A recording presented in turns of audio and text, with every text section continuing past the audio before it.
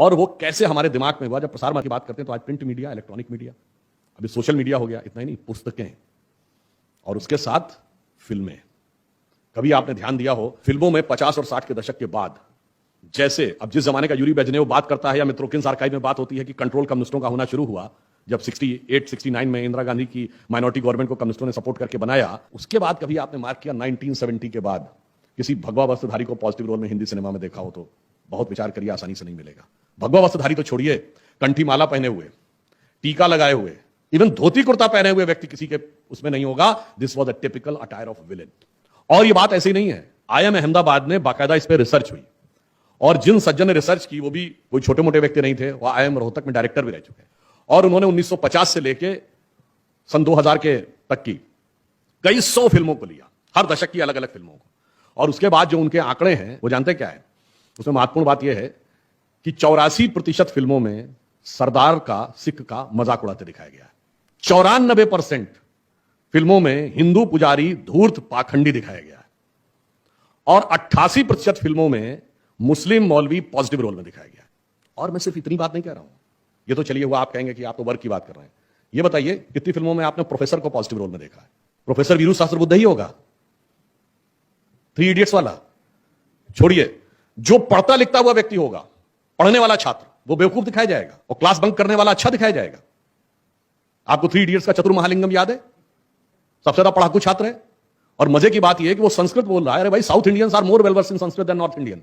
उससे संस्कृत बोलने में गलती नहीं हो सकती और वो जो बोल रहा है ऐसा तो कोई संस्कृत में श्लोक भी नहीं है। उत्तमम ददाति पादम वाला याद हो आपको? अरे भाई, इसकी बजाय एक और था। साउथ इंडियंस को उर्दू में समस्या होती है। हम लोगों ने बचपन में एक किस्सा सुना था कि एक शेर था कि ना मैं गिला करता हूं न शिकवा करता हूं, बस तुम सलामत रहो यही दुआ करता हूं। तो साउथ इंडियन बोलता है ना मैं गिला करता हूं ना सूखा करता हूं, तुम साला मत रहे यही दुआ करता हूं। यह भी बताया जा सकता था ना, मगर मजाक तो संस्कृत का उड़ाना था। इसीलिए पूरे 50 साल में आप देखिए, संस्कृताइज्ड हिंदी, शुद्ध हिंदी बोलने वाला करेक्टर विलेन होगा या कॉमेडियन होगा। हीरो क्या बोलेगा? 50, 60, 70 तक उर्दू मिक्स हिंदी, अब इंग्लिश मिक्स हिंदी।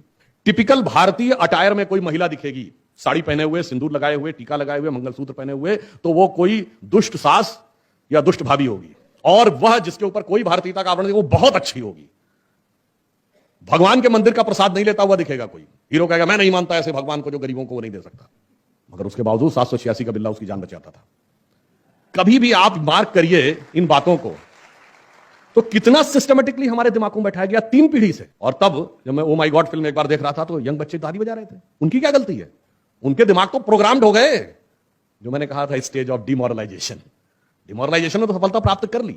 आज प्रसार माध्यमों के में हमको इस प्रवृत्ति से भी लड़ने की जरूरत है कि जिसने हमारे, अब आज देखिए लेटेस्ट आप एडवर्टीजमेंट देखिए टीवी पे, 10 में से 9 एडवर्टीजमेंट में कोई 7, 8, 9 साल का बच्चा या बच्ची बुजुर्गों को ज्ञान देता है। ये ऐसे ही है?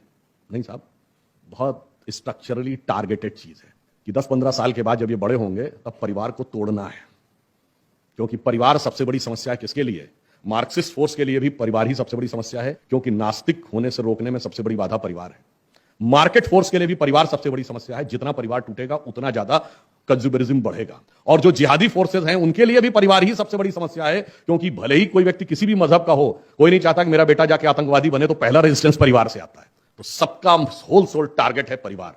और यह बात मैं ऐसे नहीं कह रहा हूं, कभी आप सोचिए कि जब भारत में 19 अभी हरनाज कौर संधू को मिला है मिस वर्ल्ड का पुरस्कार, वरना इससे पहले 1994 से 2003 के बीच में धड़ाधड़ मिस वर्ल्ड और मिस यूनिवर्स मिले, उसके बाद बंद।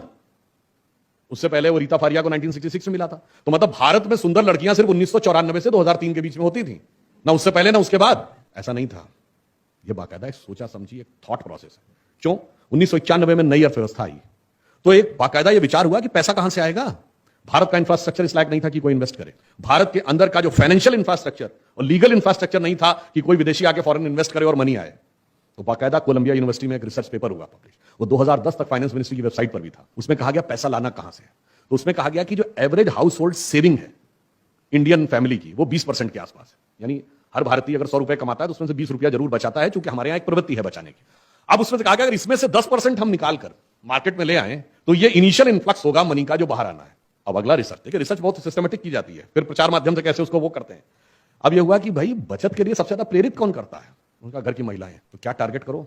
नेक्स्ट जनरेशन की महिलाओं को टारगेट करो।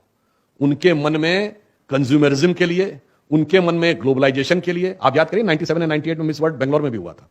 उनके मन में एक अलग वातावरण क्रिएट करो ताकि अधिक से अधिक पैसा खींचकर मार्केट में लाया जा सके। अब जैसे ही वो एजेंडा पूरा हो गया, 2000 के दशक का फर्स्ट हाफ आ गया, बोरिया बिस्तर समेटो किसी दूसरी जगह पे करेंगे। आप ये समझिए कि कभी कभी हम जिसको समझते हैं कि ये तो बड़ा अच्छा है, ये तो हमारे लिए बड़ी, मैं इसमें किसी को ये नहीं कह रहा हूं कि जिनको पुरस्कार प्राप्त हुआ उनके अंदर क्षमता नहीं थी, ये मेरा कहने का भाव नहीं। मगर आप ये सोचिए, अपने आप में थॉट प्रोसेस है कि 94 से 2003 ना पहले ना बाद में कुछ ना कुछ तो ये थिंक करने का फूड फॉर थॉट तो है, जो सोचने में बाध्य करता है हमको कि ये क्या हो रहा है।